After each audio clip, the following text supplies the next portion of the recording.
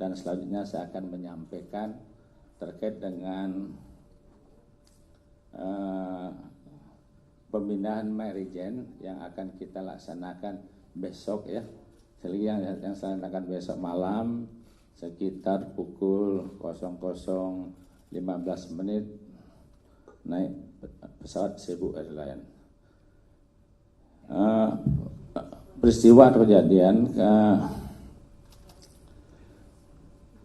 kegiatan pengawalan yaitu pemindahan warga negara Filipina atas nama Merijen dari wilayah Yogyakarta ke Lapas Perempuan kelas 2 Jakarta.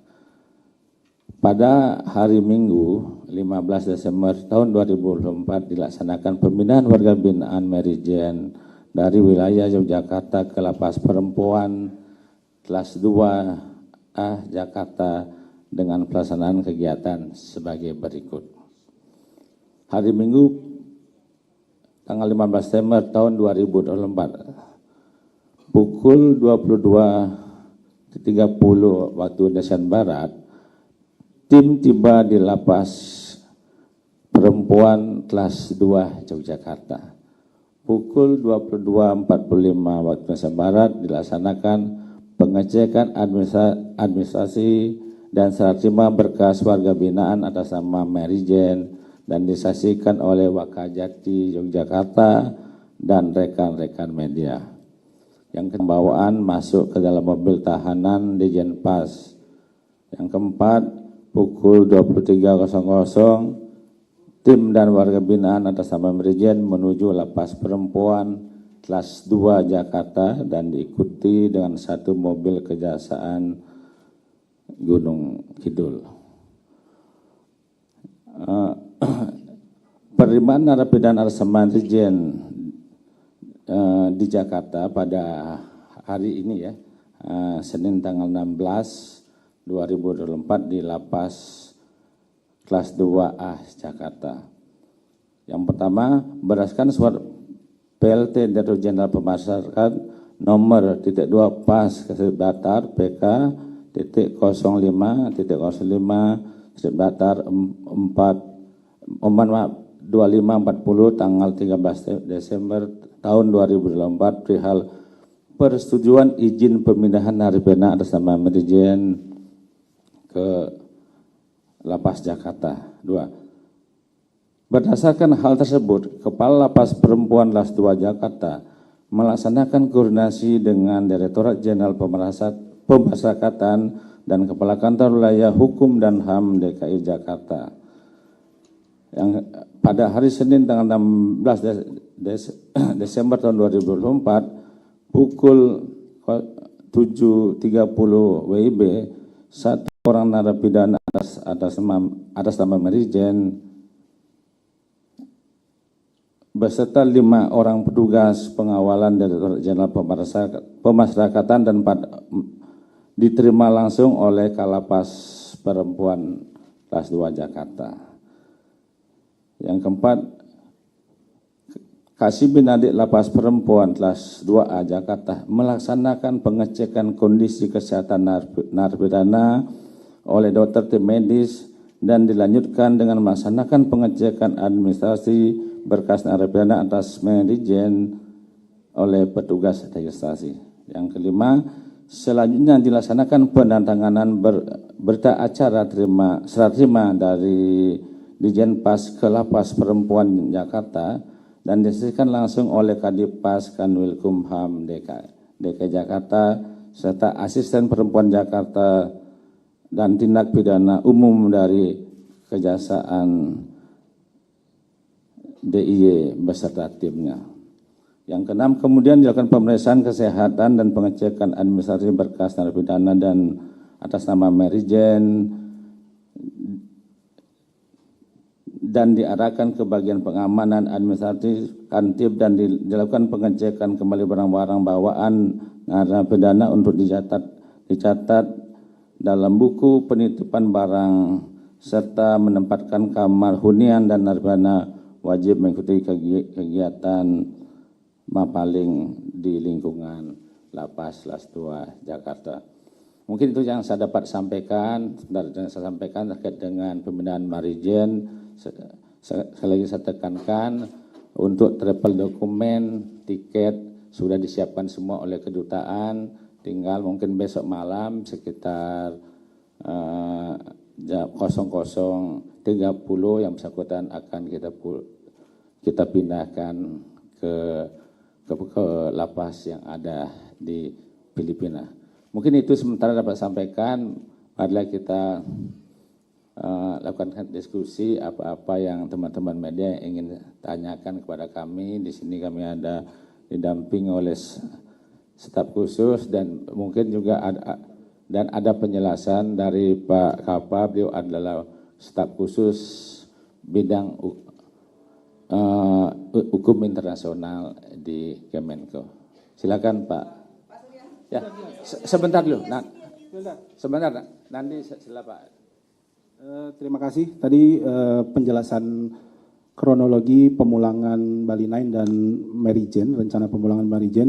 Sebelum kita buka tanya jawab, nanti ada penjelasan dulu dari Pak Stafsus Kafah mengenai teknis kemarin perundingan dengan Australia dan Filipina. Apa yang dibahas kedua negara, mengapa Filipina lebih dulu, kemudian Bali 9 yang pulang duluan, seperti itu nanti Pak Kafah akan menjelaskan. Terima kasih. Bismillahirrahmanirrahim. Assalamualaikum warahmatullahi wabarakatuh. Selamat siang rekan-rekan pers, salam sehat dan salam sejahtera untuk kita semua. Seperti yang dijelaskan mukadimah tadi oleh Pak Surya selaku PLT Deputi Imigrasi dan Permasyarakatan, ada dua transfer of prisoner yang kita lakukan, yaitu Bali 9 dari Australia dan juga Filipina. Saya akan jelaskan pertama dari yang Australia terlebih dahulu. Seperti yang kita ketahui, kronologis itu bisa ditarik simpul sejak tanggal 7 November, surat yang diberikan pemerintah Australia kepada Menko Hukum HAM dan IMIPAS, Profesor Yusril Izzah Mahendra. Selanjutnya kita mengadakan pertemuan yang teman-teman hadir juga saat itu, tanggal 3 Desember, di mana Minister of Home Affairs Tony Burke came to Indonesia. Mereka datang dan kita berdiskusi bersama, dan pada saat itu pula kita terus melanjutkan rangkaian diskusi ini sampai lengkapnya di minggu-minggu yang lalu, yang mana saya sendiri juga turut untuk hadir di setiap pertemuan tersebut. Dan pada akhirnya tanggal 13 kita bisa menyimpulkan segala macam. Kebetulan saat itu waktunya pas di penghujung minggu, yaitu hari Jumat ya, 13, di pas media dan sebagainya. Kebetulan juga permintaan kita semua untuk melakukan practical arrangement ini, pengaturan praktis ini bersama dengan pihak Australia dilakukan secara bertahap. Yang pertama tadi negosiasi, yang kedua tadi dijelaskan oleh Pak Surya proses pemindahannya. Tadi seperti kita ketahui 3 dari 5 narapidana asal Australia ada di Surabaya, di Malang, dan di Bangli, kalau tidak salah saya dengar tadi dari Pak Surya. Nah, 3 ini melalui serangkaian proses perjalanan darat menuju lapas Bali di Kerobokan untuk disatukan, memudahkan proses mobilisasi di tanggal 15, yaitu tepatnya kemarin, di mana pukul 10 pagi mereka berlima dilakukan serah terima yang dilakukan oleh Direktur Narapidana beserta jajarannya, Bapak RWD, kepada pihak Australia yang diwakili oleh Minister Council Home Affairs sekaligus Regional Director Southeast Asia, yaitu Ibu Lauren Richardson namanya, dilakukan serah terima dan berangkatlah di pukul 10 itu. Dan setelah kita mendapatkan kabar sekitar pukul 2 waktu Darwin ya, mereka sudah tiba. Tapi begini, prinsipnya adalah pemindahan ini memindahkan tahanan menuju tempat tahanan atau rehabilitasi mereka. Jadi transfer of prisoners ini dilakukan berdasarkan dengan practical arrangement. Dan sekali lagi, ini hanya memindahkan tahanan, narapidana-nya. Oleh karena itu statusnya tidak hilang. Mereka tetap narapidana dan melanjutkan opportunity atau proses-proses rehabilitasi dan tahanan dan lain sebagainya.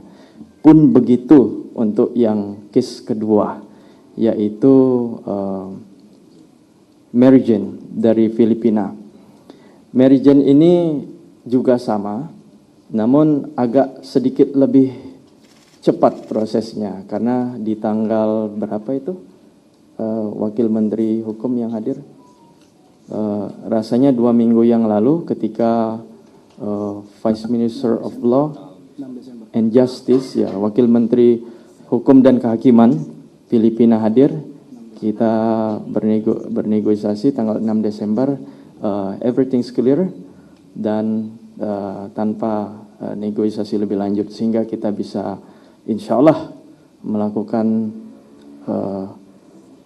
transfer, perpindahan ke negara asalnya besok atau Rabu malam ya, sekitar pukul 2 malam. Rabu dini hari.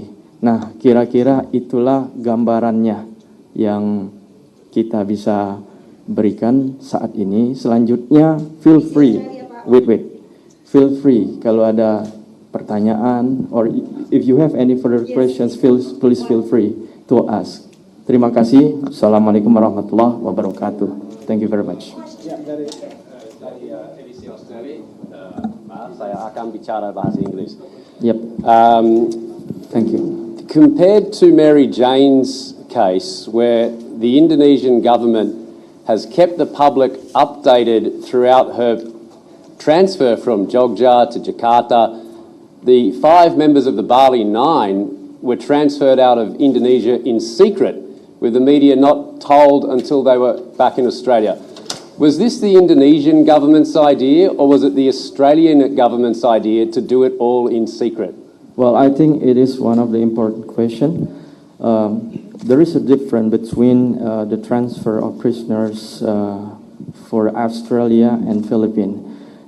It is actually not a different treatment, but on the request of the Australian government that they need to make everything gone well, and also we want to make sure that negotiation also keep update and everything is safety.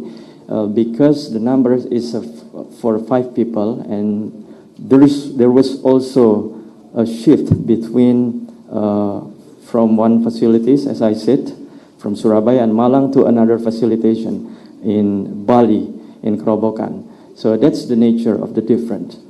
And for Mary Jane, actually, because we still have plenty of time, so everything is open. So no problem about everything. We can discuss and we can share every information you need. Thank you. Tadi jadi wartawan dari pihak Australia menanyakan kenapa katanya ada perbedaan antara proses transfer yang dilakukan terhadap pihak Australia dan pihak Mary Jane di Filipina. Saya jawab tadi bahwa begini.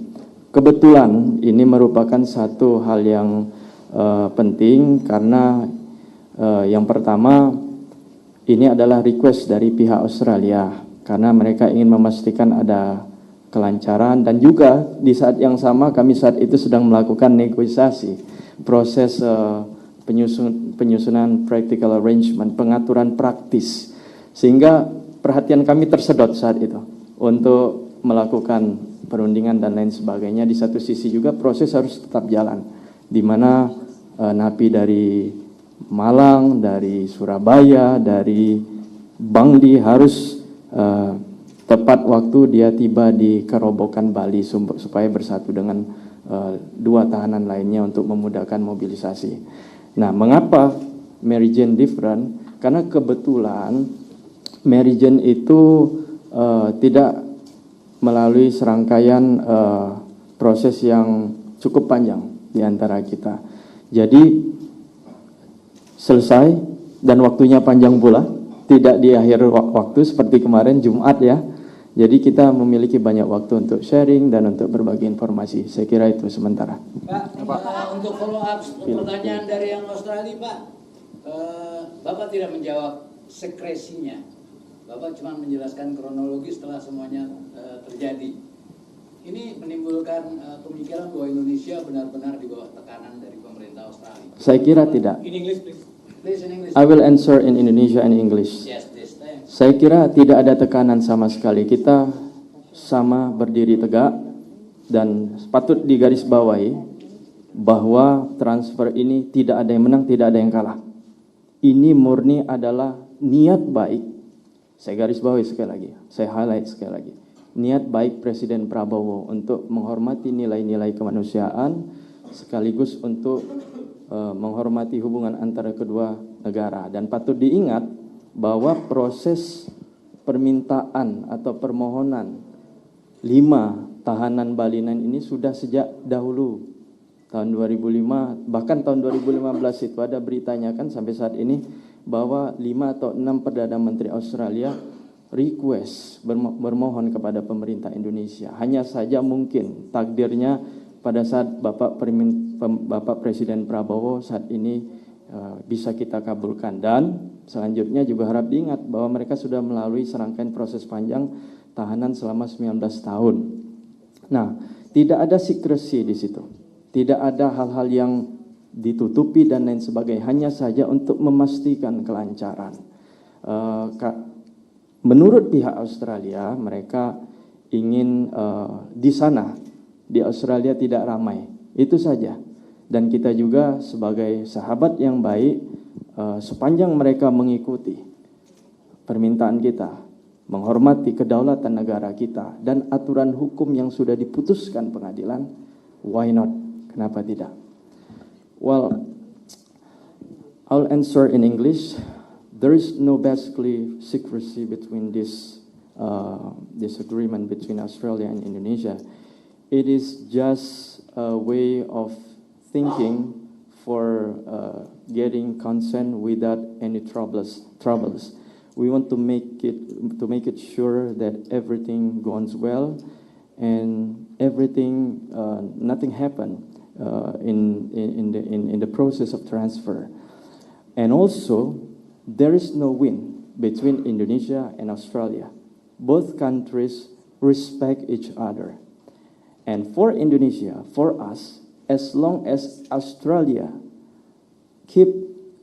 continue the status of those 5 prisoners, it is similar they do respect our sovereignty. Jadi pada dasarnya kedaulatan kedua negara ini adalah hal yang sangat kita pertimbangkan. Terima kasih. Pak.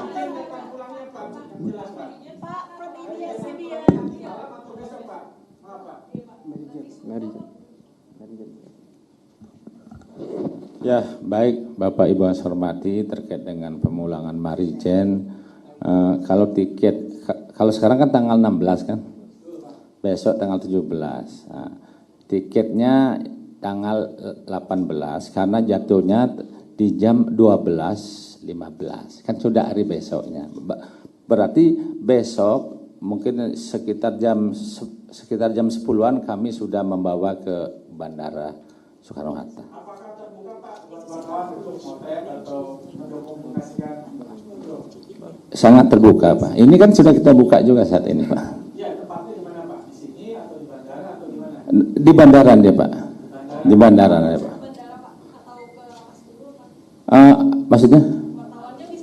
Bisa langsung ke bandara. Nanti kita ketemu di bandara aja besok. Jam berapa Pak kira-kira kita harus sampai bandara Pak? Iya. Iya. Iya. Iya. Siap. From the Philippines, can I ask in English, please? So this is a confirmation that Mary Jane is going home at 12:50 a.m. December 18, Wednesday morning. So this is a confirmation. This is confirmation, absolutely right.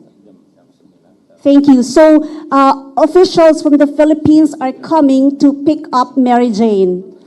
Yes, from the Embassy of Philippines coming to pick up Mary Jane, the similar way as Australia did to 5 members of Bali 9. Is there a way for us or a time where we can see and interview Mary Jane before she leaves for the airport? We cannot guarantee because we are here in the central of activity, but if the journalists might be able to see directly in place, I think there is a probability.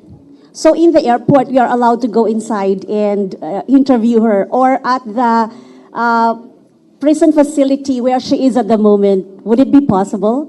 Well, of course, I don't know exactly, but as your effort as journalists, everything is possible. Okay, another question, please. Since if you might be aware that there are calls for clemency in the Philippines, as soon as she arrives in the Philippines, what's the reaction of the Indonesian government if and when the president grants her immediate clemency? I think our task now is to make sure that there is a good transfer between Indonesia and Philippines. And after that, the Philippine government must respect our sovereignty by way of respecting our, our court decision. So the status hasn't changed, but after that, it depends on the decision taken by the Philippine government. Tadi Bapak mengatakan bahwa 5 atau 6 Perdana Menteri Australia sudah mengajukan request untuk transfer of prisoner. Tapi baru pemerintahan Presiden Prabowo ini hal itu bisa dilaksanakan. Apa dasarnya Pak Presiden Prabowo melakukan ini, apalagi beberapa analis mengatakan bahwa ini kita tidak punya cukup dasar hukum untuk melaksanakan ini. Yang jelas, Presiden punya diskresi kebijakan untuk ini. Dan juga Undang-Undang Nomor 22 tentang Permasyarakatan, Pasal 45 ayat 1 itu memungkinkan untuk terjadi transfer of prisoners, yaitu mobilitas atau perpindahan narapidana ke negara lain dengan adanya perjanjian. Itulah tadi kita sebutkan perjanjian kita itu dalam bingkai practical arrangement, pengaturan praktis. Walaupun di ayat 2 pasal 45 ayat tersebut digarisbawahi bahwa harus ada undang-undang berikutnya. Jadi sah-sah saja dari 2 dimensi, ada payungnya, payung kebijakan maupun payung dari pasal tersebut. Nah, oleh karena itu yang menjadi concern di sini adalah nilai-nilai kemanusiaan dan mereka sudah menjalani 19 tahun lamanya di Indonesia, dan yang paling penting komitmen daripada Australia untuk mengakui kedaulatan hukum Indonesia atau putusan pengadilan Indonesia. Pak, Gita dari AFP, Pak, mohon bertanya, setelah Australia dan Filipina, apakah sudah ada update atau progres mengenai pembicaraan dengan Perancis terkait terpidana Sergei Atlaoui, dan mungkin juga yang dari UK, Pak, Lindsay Sandiford. Terima kasih. Sampai saat ini belum ada progres untuk Perancis dan UK, tapi segera as soon as possible pasti akan ada progres. Ada beberapa negara sebenarnya, ya, termasuk UK, termasuk Perancis, terakhir Arab Saudi juga kemarinnya, tapi Iran juga, tapi itu akan dilakukan mungkin di awal tahun ini. Pak, Tahun depan, sorry ya. Pak izin bertanya, Renata dari Kompas TV, ada 2 pertanyaan. Yang pertama untuk penegasan aja dari alasan mengapa kemudian pemerintah ini melakukan pemindahan narapidana Bali 9. Ini sebenarnya juga menyasar pertukaran narapidana Indonesia atau sebenarnya apa sih Pak alasannya? Itu yang pertama. Terus yang kedua itu terkait dengan pemulangan napi narkoba ini sebenarnya apakah sudah sesuai dengan target pemberantasan peredaran narkoba di Indonesia? Terima kasih. Pertama, harap diingat, prinsip yang saya garis bawahi tadi adalah reciprocal, timbal balik. Jadi dengan adanya transfer of prisoners ini, nanti pada gilirannya juga, treatment yang sama akan dilakukan oleh negara bersangkutan kepada kita. Itu pertanyaan nomor 1. Yang kedua, komitmen pemberantasan narkoba. Tentu dong, kita pasti akan terus bangsa kita melawan narkoba. Makanya di highlights, di garis bawahi, dalam penekanan practical arrangement itu, mereka harus menghormati putusan pengadilan kita, sovereignty, kedaulatan daripada negara Indonesia, di mana kita tidak mengubah status narapidana tersebut. Mereka tetap melanjutkan, tidak ada beda, hanya perpindahan sentence saja, tempat penjaranya ke negara masing-masing.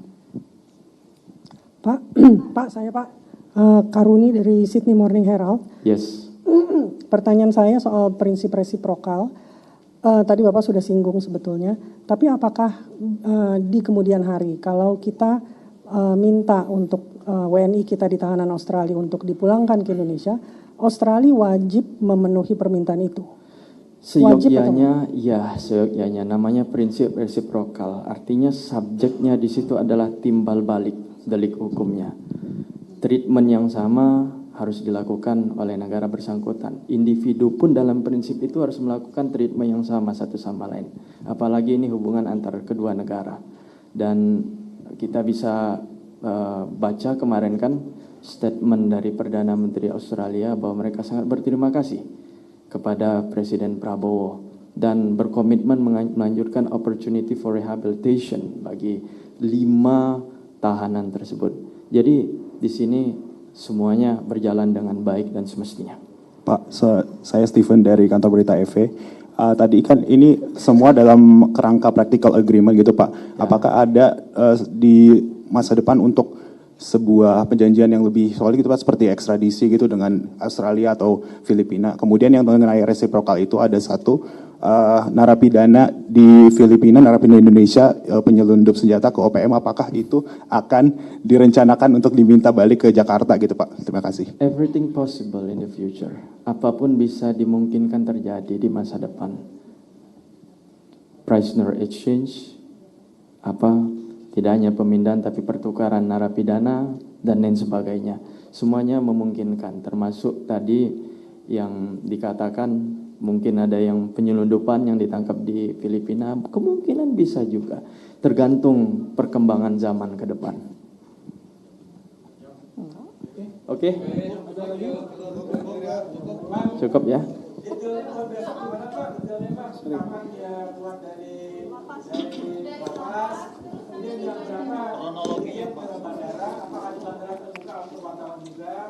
Ya. Teman-teman sekalian, untuk teknis besok Mary Jane akan diterbangkan ke Filipina, sedang dibahas teknisnya dengan petugas khususnya pengamanan terkait. Nanti kita update. Kebetulan di Kemenko ini ada grup wartawan, nanti detailnya di situ nanti di share. Teman-teman wartawan standby di terminal 3 ya. Terminal 3 jam berapa nanti kita kabarkan seberapa jam sebelumnya biar teman-teman standby. Nanti kita usahakan, saya tidak janji. Oh, terminal 2, maaf. Nanti ada detailnya. Nanti kita usahakan, saya tidak janji, tapi ada waktu sekitar 10 sampai 15 menit teman-teman bisa mewawancara Mary Jane nanti di bandara. Ya kan? Nanti sebelum dia berangkat, kemarin juga waktu di Yogyakarta sebenarnya sempat teman-teman di sana sempat ada beberapa kalimat yang disampaikan Mary Jane seperti itu, dan nanti kita akan upayakan ada 10 sampai 15 menit teman-teman bisa berinteraksi lah dengan Mary Jane di Terminal 2 Bandara. Nah itu sampai saat ini belum ada teknisnya karena memang masih persiapan dan bagaimana siapa yang harus mengawal berapa banyak itu seperti itu. Baik, terima kasih teman-teman media semua.